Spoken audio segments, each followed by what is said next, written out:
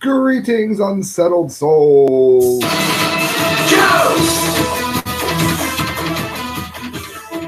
Welcome to The Correct Views. It's Sam I.B. the Gangi doing political commentary for the Media Speaks. You might know me from Blasting News, maybe from Teddy Stick, perhaps the Conservative Daily Post.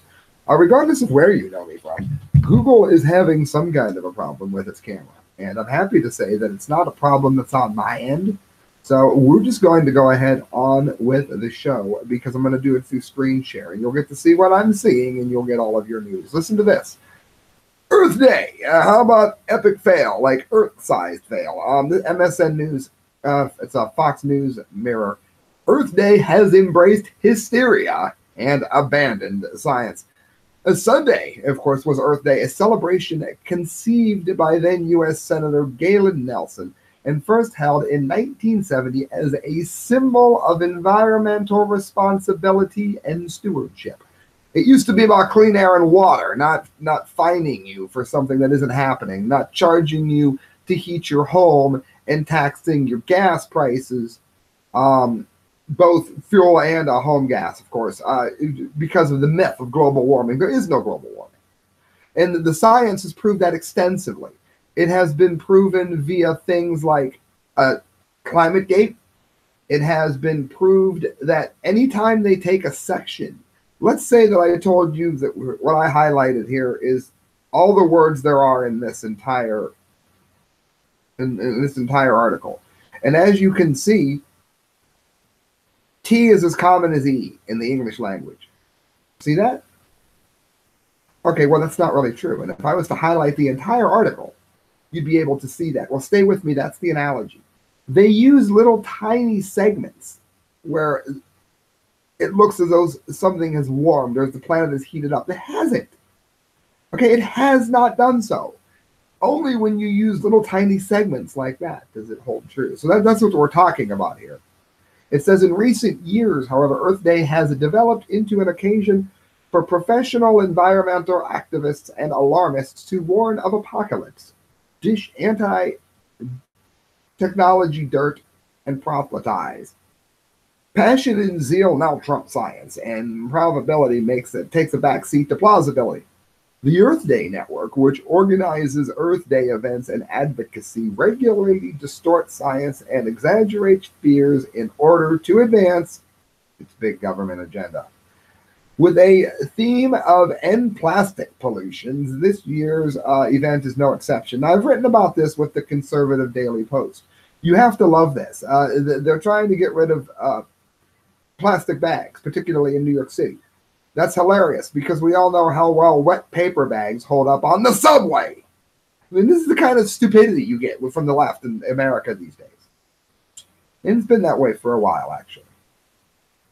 The Earth Day organizers have produced a plastic pollution premier action toolkit, good Lord, which enumerates all of the scary warnings that activists should use to empower journalists, to frighten the public, and to spur politicians to drastic regulatory action. How dire is the threat? According to the Earth Day website, about as serious as it can possibly get. Dun, dun, dun. From poisoning and injuring marine life into the ubiquitous presence of plastics in our food. Now, that is true. Disrupting human hormones and causing major life-threatening diseases in early puberty, the exponential growth of plastics is threatening our planet's survival. We need to do a better job of getting rid of them, and we need to do a better job of keeping them out of our food. But we certainly need them to carry our groceries home and to make our laptops. So, I mean, things need to be viewed with a bit of common sense. She needs to be viewed. Nice ad. Threatening our planet's survival. This isn't hyperbole, it's hysteria. Even Chicken Little didn't claim the sky was falling to destroy the Earth. The Earth Day campaign forfeits a good opportunity by injecting a toxic mix of politics and junk science into opposition to pollution, that rare issue where we might have broad consensus. It turns genuine environmentalists like us into Earth Day skeptics. The Earth Day campaign itself isn't about ending pollution. It's about ending plastics, foregoing their important applications, and stirring panic. Consider bisphenol A. Now, this stuff can actually make bisphenol A is toxic. Bisphenol, and this is where I agree with the lefties. Bisphenol A can actually make a person lean towards homosexuality when they had not before. That doesn't mean that every single person that's gay is, because of bisphenol A, but there are a number of people who are because of it. It changes the hormones in males. Well, it's the chemical component of many plastics that environmentalists love to demonize. One proponent environmental groups claims bisphenol A is capable of interfering with the body's hormones. Now, see, that is true. The studies that stymie that in some way are actually quite mistaken. But the idea that man is warming the planet, which they get onto here, is simply baseless. Yes, DDT is deadly. I can understand wanting to get rid of that, but when you get rid of certain chemicals like that too, you also see a rise in bed bugs and cockroaches and various things like that, of which DDT used to be used as a poison and was very good at its role there. Let me see if the camera has decided to work here on Google. No, it has not, so we're going to go with screen share. I'm sure you don't mind. You're missing my pretty face. Boo-hoo-hoo. Inmate dead in cell for 2 or 3 days. Staff blamed the smell on the sewer. This had to be mentioned, friends. You guys, it doesn't get any stranger. An inmate at the state prison in Otay Mesa was found dead for days last April for days last April, before prison staffers realized, hey, there's a dead guy here. According to the autopsy, staffers blamed the smell on the sewer system, and during that time, the man's cellmate discouraged people from checking on the already dead inmate, who was under a blanket on his bunk at Richard J. Donovan Correctional Facility. So it's already kind of weird. The cellmate, it turns out, was serving time for homicide and related to the death of his own father, whose decomposed body was found under a mattress in his home. The medical examiner's office, which released the report earlier this month, ruled that James Acuna's case and manner of death was undetermined, noting that it was possible that the 58-year-old inmate on his third prison term died of natural causes. Last year, Sheriff's Department officials said Acuna had been dead for 2 or 3 days before he was found. The investigative narrative and autopsy report, it says, in which the information gleaned from medical records is redacted, that's strange, provides a glimpse into the death of Acuna, who was found in his cell late morning, April 24th, 2017. A blanket was pulled over his head. The report states that at one point, the smell of Acuna's 2-men's second-floor cell brought complaints from other inmates, who prompted staffers to put in a work order suspecting that the problem was the sewer. So yeah, these Keystone cops are really on it.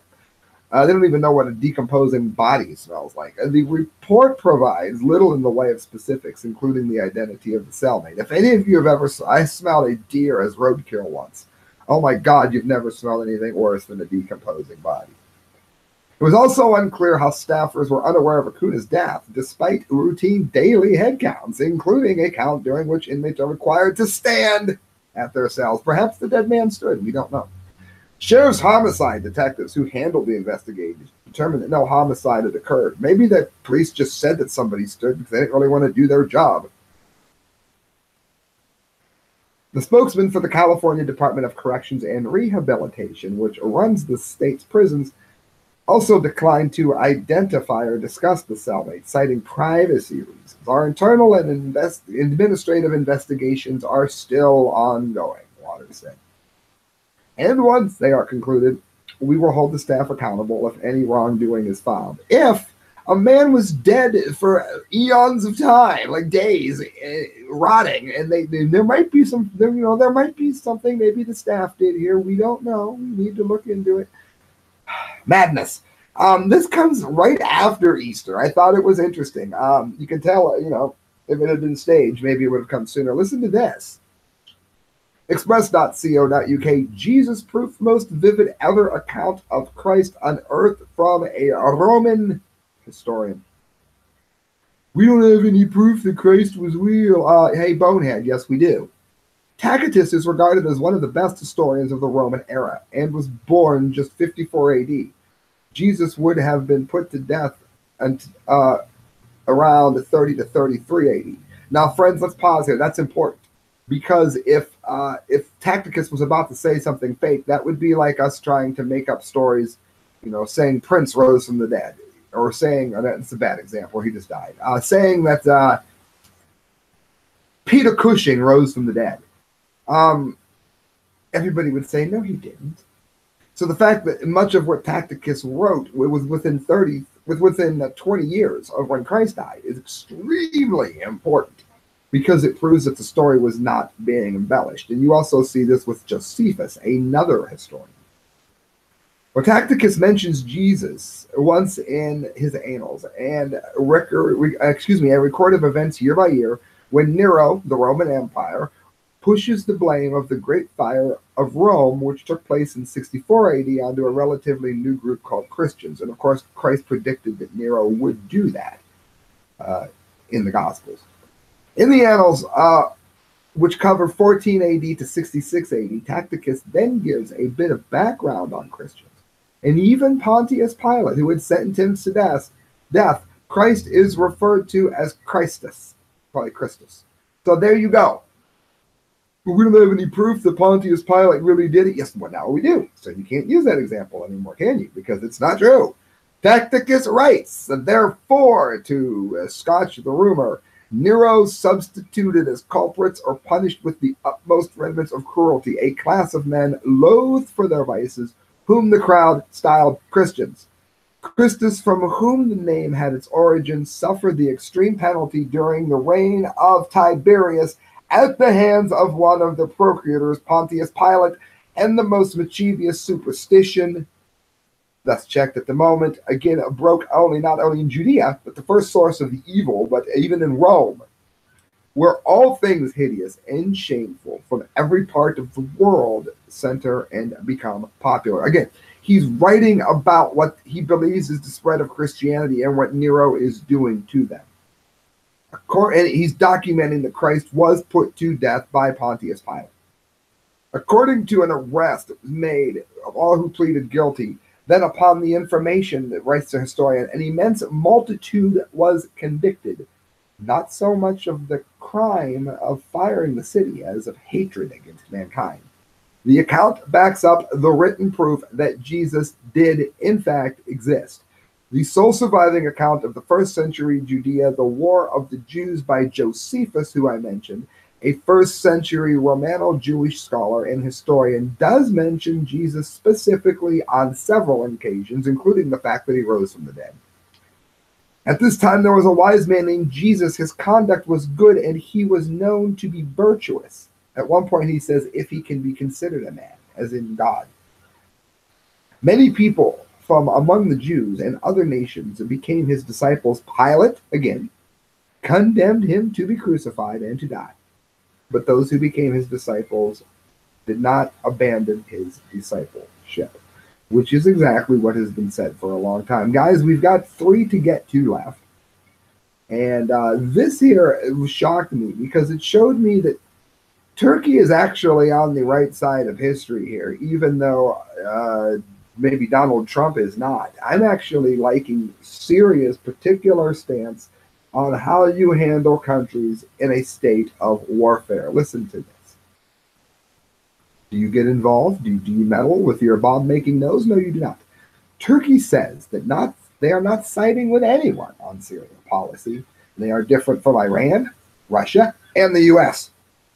Turkey does not stand with or against any country on Syria, and its policies in the region are different.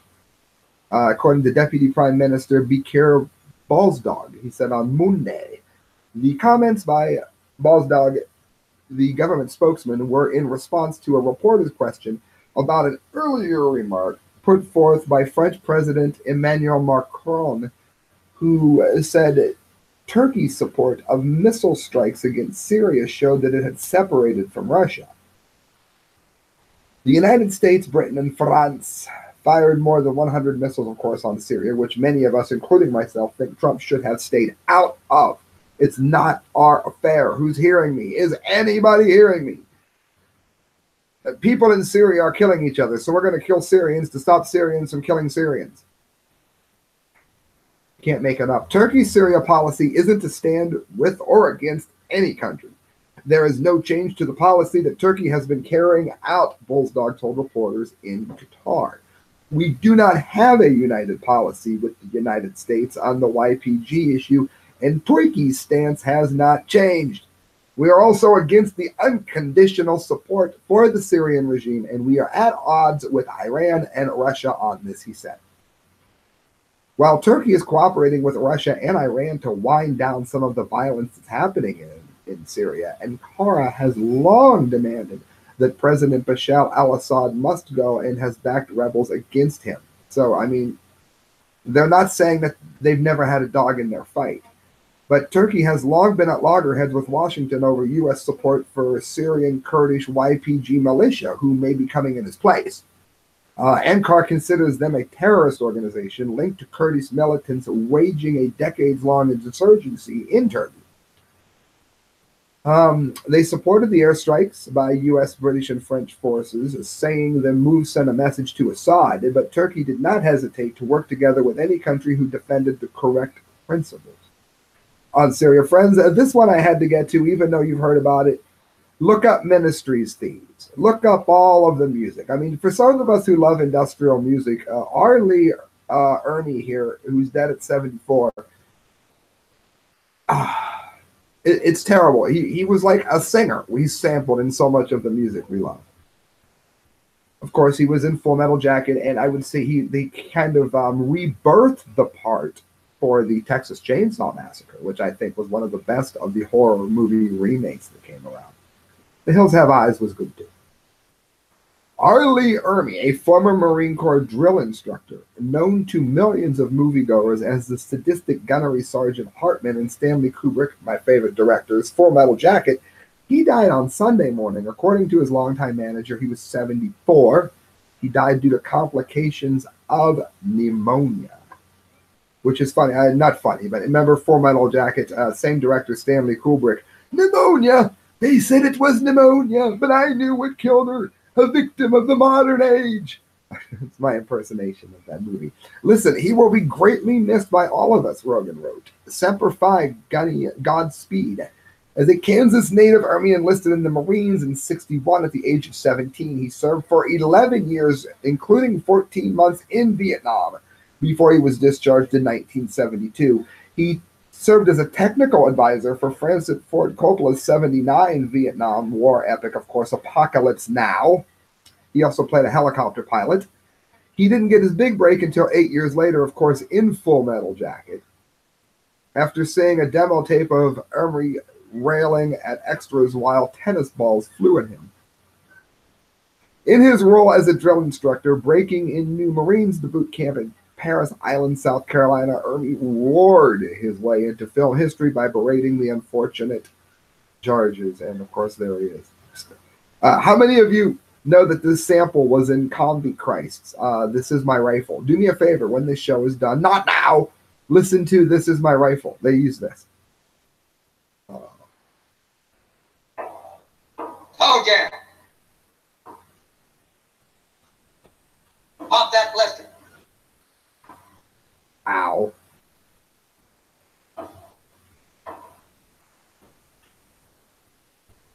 Jesus H. Christ. Private Pile, why is your footlocker unlocked? Sir, I don't know, sir. Private Pile. If I use too much of it without talking, they will go ahead and say that I'm not commenting on it. But look what a good actor he was. Well, if there is one thing in this world that I hate, it is an unlocked footlocker. You know that, don't you? Sir, yes, sir. If it wasn't for dickheads like you, there wouldn't be any thievery in this world, would there? Sir, no, sir. It's just an absolutely amazing actor. What says, here you are all equally worthless, and my orders are to weed out the non-hackers. Do not pack gear and serve in my beloved corps. Do you maggots understand that? Yeah! Oh, yeah. Well, now, let's just see if there's anything missing. Holy Jesus. Here it comes, guys. What is that? What the fuck is that? What is that, Private Pile? Sir, jelly donuts, sir. All right, guys, you got to see the movie. But I do want to say, of course, he was an outspoken conservative.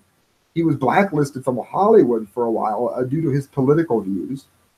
but he was in Toy Soldiers, Prefontaine, Mail Call, and Lock and Load, of course, with the History Channel.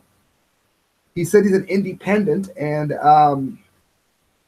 he said, if I said something bad about the president, I had something savory and say about the president's administration. And even though I did vote for him the first time around, I was blacklisted, he speaks of Obama. So he's passed on, friends. Rest in peace, Gunnery Sergeant.